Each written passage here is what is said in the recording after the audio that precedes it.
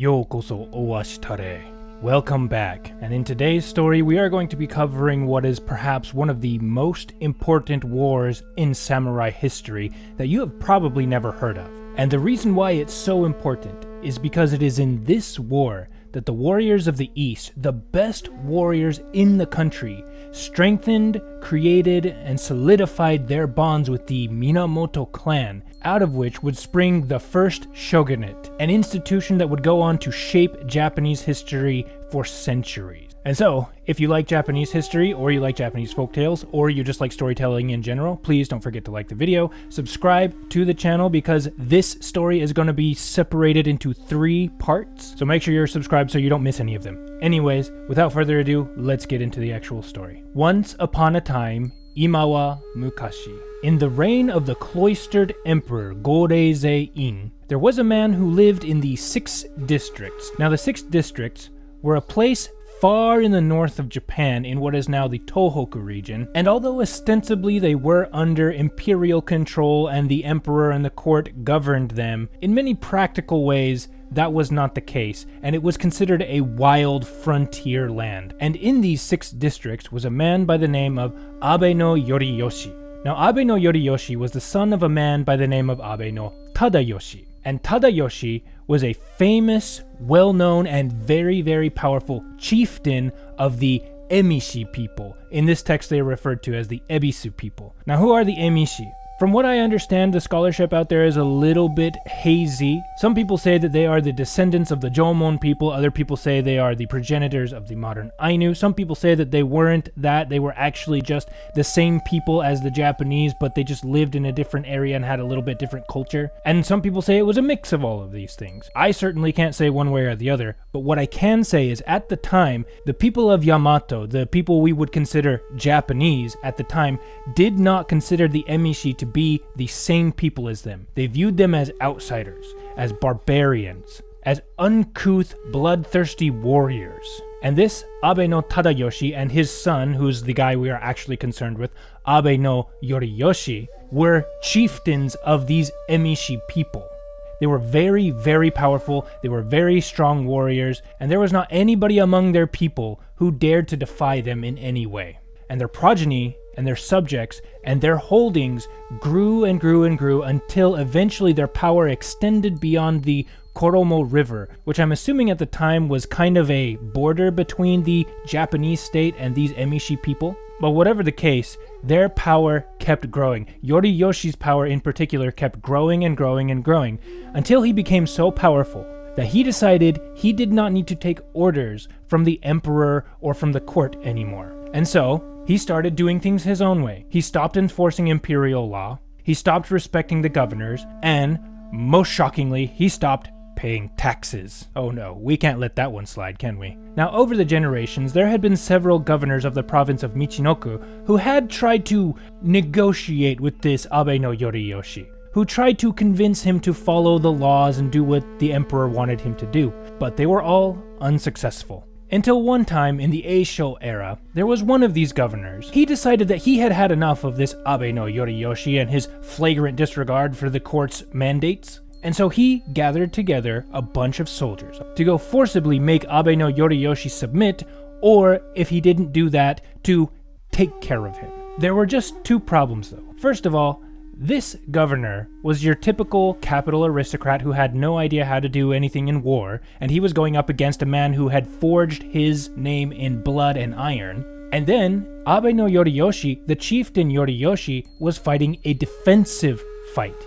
He had fortifications, he had an entire backcountry that he could disappear into, and so, when this Narito came in with his army, they got slaughtered. Completely decimated. Many, many soldiers died that day, and the vast majority of them were on this Heian aristocrat's side. Now, of course, word of this apocalyptic failure eventually made its way to the emperor.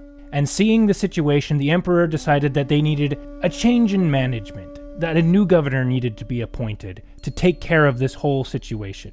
And so, the emperor turned to one of the famous warrior houses in the country at that time, the Minamoto house, and specifically to a man that we saw in the previous video, a man by the name of Minamoto no Yoriyoshi.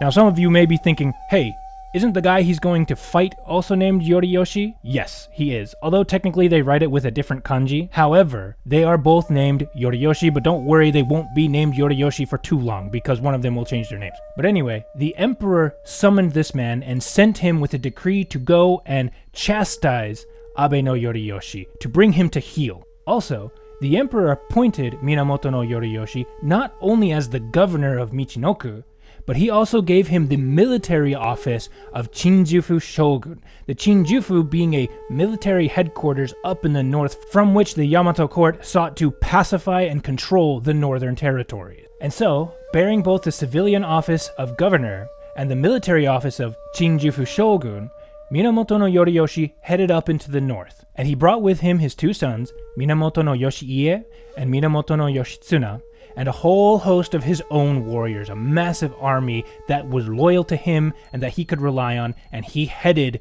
up into the north to go put down this Abe no Yoriyoshi.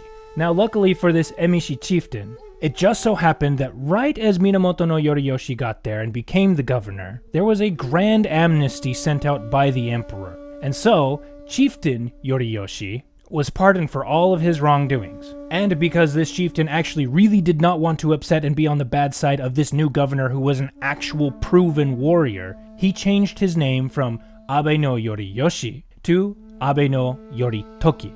So half of his name is still the same, but it's at least different, and so that way it'll be a little less confusing. And apparently it just went against decorum to have your name be the same as the governor. It was a little rude, I guess. But whatever the reason for the name change, it became very apparent that this Emishi chieftain very, very much respected this new governor. Again, Minamoto no Yoriyoshi was not only a proven, seasoned warrior at this time who was very, very familiar with war, but he was famous throughout the entirety of the country. And this Emishi chieftain, Yoritoki, really knew that he could not afford to upset him, that he really did not want to go toe-to-toe with him. He had been able to get away with a lot of stuff when it came to these other capital aristocrats who had no idea how to fight. But this was a whole nother beast entirely. And so, for Governor Yoriyoshi's entire tenure, his whole term, not a single problem came up between him and the Emishi chieftain Yoritoki. Not one thing. In fact, Yoritoki was extremely deferential. However, this peace did not last, because in the last year of Governor Yoriyoshi's term, he gathered a retinue together and he headed out from the governor's office to the Chinjufu, again that military base, to go take care of something. The text doesn't mention exactly what it is, it's not important. And while the governor was at the Chinjufu, was at this military base, Chieftain Yoritoki came to him and brought him all sorts of lavish gifts. He brought him very fine horses, gold, and gems. And if you know anything about the history of the Tohoku region, this is what they were famous for. So again, Yoritoki was extremely deferential to this seasoned, hardened, proven warrior. However, on the way back, Governor Yoriyoshi and his men decided to camp out next to this river called the Akuri River. And one section was being led by the deputy governor, or the vice governor, a man by the name of Fujiwara no Tokisada. And he had his two sons there who were also helping out managing things. Two men named Mitsusada and Motosada, you don't have to remember their names. And that night, while they were sleeping, they were suddenly and abruptly attacked by an enemy they had no idea was coming. And they were seasoned warriors, so they were able to repel this enemy fairly quickly. However, because it was a surprise attack, they did lose a handful of men and some horses. But because it was dark, they had no clue who it was that attacked them. It was a crazy ambush that came out of nowhere. And so, when morning came, they obviously went to the governor, and they explained the situation. "Sir, we were attacked last night by somebody we have no idea who it was." And Governor Yoriyoshi promptly opened up an investigation into this. He began pulling people aside, asking them, "What did you see? What did you hear? We've got to get to the bottom of this." When one of the vice governor's sons, Mitsusada, came to him, and he told the governor something very interesting. "My lord, last year, Chieftain Yoritoki's son, Abe no Sadato, came to us and asked us for the hand of my younger sister in marriage. However, because he's not of noble blood, and because his standing in the government is not nearly high enough to justify that sort of an arrangement, we refused him. And he took that as a very deep insult. And so considering this, and considering the fact that we have no other enemies here, I am certain that it was Yoritoki's son, Abe no Sadato." Now the governor heard this and was immediately incensed, and he declared to everybody around him, "This was not only an attack on my men, but it was a direct insult and an attack on me." And in a fury, he sent off summons to Chieftain Yoritoki demanding that he turn over his son to be punished. And I can only imagine what Yoritoki was thinking at this point. He had spent years trying his best to make sure he did not cross this man. And in the very last year of his term, suddenly this had to happen. But the thing is, when Yoritoki received these summons, he turned to his son Sadato and he told him, "In this world, a man lives for the sake of his wife and children. Sadato, you are my son, and I could never, ever give you up, nor could I abide being in this world knowing that you had been killed.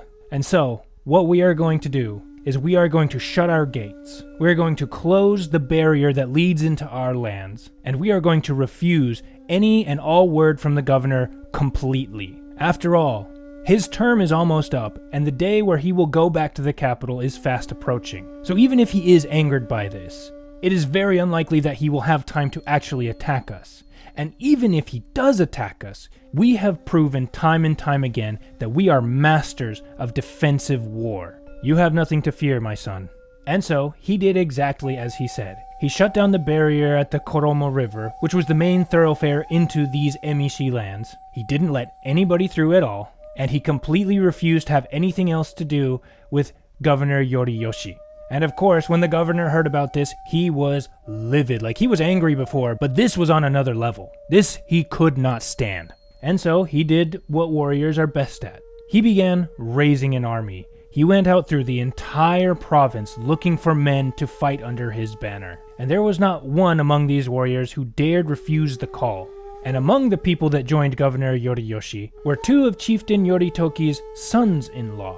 One man was Fujiwara no Tsunekiyo. The second man was Taira no Nagahira. And again, maybe because the governor was such a famed warrior that they didn't actually see a path to victory, or maybe the governor had bribed them with some sort of fancy gifts, we don't really know. But these sons-in-law of the chieftain joined with the governor's army. All was not well in this army, however, because one of these men, Nagahira in particular, wore a silver helmet when he went about the army camp. And apparently this was not normal. Everybody else in this army wore some kind of different style of armor, but a silver helmet, I'm guessing, was a sign of the men under the chieftain Yoritoki. Because Governor Yoriyoshi's men came to him secretly, and they explained to him, "Sir, that man Taira no Nagahira is in fact one of Chieftain Yoritoki's sons-in-law, and he really has no reason to follow us. We are so certain that he has actually been sending out messengers to his father-in-law, explaining the movements of our troops and our plans. Furthermore, he insists on wearing armor that identifies him with the enemy. And because of this, we are positive that he intends to do us harm." Now, when Governor Yoriyoshi heard this, he didn't actually think very much about it. He just took the advice of these men that came to him, he got Narihira and 4 of his underlings, and immediately executed them by beheading. Now, the governor probably didn't think too much about this, but there was one other man who did. The other son-in-law of Chieftain Yoritoki, Fujiwara no Tsunekiyo. When he saw this, not just heard it, but when he saw this, he understandably became very, very worried. And so he himself came to his own men and started talking to them, explaining, "I don't know if I'm going to be able to survive here. They might come after me. What do I do?" And Tsunekiyo's men simply turned to him and they said the most sensible thing that they could think of. "My lord, even if you serve this governor with all your heart and soul, and in all sincerity, we are almost positive that at some point somebody is going to lie and slander you. And we are positive you will be slain at some point. The only thing for us to do is to get out of here as fast as we can and back to your father-in-law." And Tsunekiyo agreed. He trusted these men. And so, deciding that he was going to get out while he still had the chance, he came to Governor Yoriyoshi and told him a lie. "My lord, I have just learned that my father-in-law is on the move. He's not coming for us. He's taking the long way around and he is headed for the government's office, and he plans on taking your wife hostage. We have to move now or we won't make it." And as we've seen, the governor was a man of action. He wasn't about to sit around and question this. So he immediately roused all his men and began preparations to head back to the government headquarters. And in the confusion of all of this, Tsunekiyo took his 800 men and somehow managed to slip out of camp and made it safely back to his father-in-law, Chieftain Yoritoki. And it just so happened that almost immediately after this, Governor Yoriyoshi's term expired, and he was called back to the capital. And as per usual, the emperor and the court appointed a new governor of Michinoku, a man by the name of Takashina no Tsuneshige. And he was also your classic capital aristocrat. Now this man had actually heard that up in the north there was war going on, and he was smart enough to realize that he was no warrior. He didn't know the first thing about fighting. He didn't know how to deal with Emishi barbarians bearing down on government buildings. And so, as soon as he was appointed to this office, he refused. Said, no, I'm not getting involved in this. Are you kidding me? I like living, thank you. And he turned things back over to the court. I don't want any of this. Now, because there were no other alternatives, and because the court actually did still want to make sure that Chieftain Yoritoki was put in his place and chastised, they reappointed Governor Yoriyoshi. Now, during the course of managing the paperwork of this whole switcheroo, Governor Yoriyoshi had been sending letters back to the capital. And in one of the official documents, he sent a request back to the emperor. And he told the emperor and the court, in order to fulfill my duty and punish Abe no Yoritoki, I need the help of two men. One man by the name of Kin no Tametoki, and the other, the governor of Shimotsuke, Okishige. And together with these two men, I will go into the Emishi lands, and we will recruit the other Emishi chieftains around the area, and convince them to join our forces, and with a combined massive army, we will then go and attack Chieftain Yoritoki, and we will claim the victory and punish him in the name of the emperor. And so, the emperor immediately sent out a decree, calling these two men that Yoriyoshi had named, and telling them to go support him. And together, they did just as Governor Yoriyoshi wanted. They went into the Emishi lands surrounding Abe no Yoritoki, and they got 3 separate chieftains whose names are a little bit weird, so I'm not going to go into it. But they convinced 3 chieftains to side with them, and they went and they attacked Chieftain Yoritoki. Now, the imperial forces had a massive army. It doesn't say how much, but I'm assuming with 3 separate warlords and 3 separate Emishi chieftains, they had a lot of men at their disposal. But Abe no Yoritoki was a pro at defensive fighting. And so, even though the imperial forces attacked with such a massive army, the battle raged on for 2 whole days. And while it is a bit anticlimactic, over the course of the fighting, a stray arrow managed to find its way to Chieftain Abe no Yoritoki and slayed him on the spot. And he died there in his fortress known as Tori no Umi. However, this is not the end of the story, because Chieftain Yoritoki, while he was the man in charge at this point, was not the only man to whom the Abe clan owed allegiance. And in fact, Governor Yoriyoshi did not believe it was Yoritoki who began this entire fight. He was ultimately aiming for the guy that he believed attacked his men by the Akuri River, Yoritoki's son, Sadato. And being the eldest son of Yoritoki, Sadato was the next in line to become the new chieftain of the Abe clan.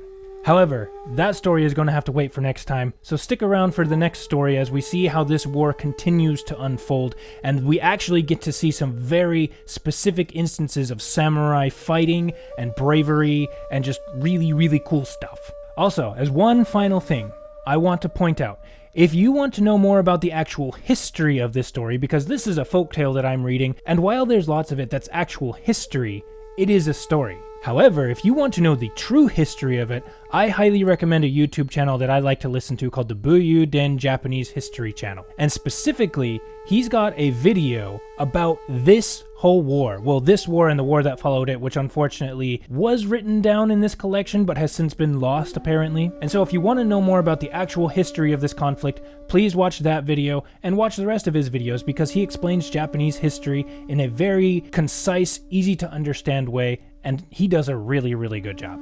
But with all of that being said, this video is already long enough, so please, if you enjoyed this story, give the video a like. If you want to be notified when part 2 comes out, please subscribe to the channel and hit the little notification thingies or whatever. And if you have been watching up all the way to this end, I thank you sincerely. Ito katajike no koso haberikere, and hopefully we will see you next week for part 2 of the former 9 Years' War. Alright, thanks everybody.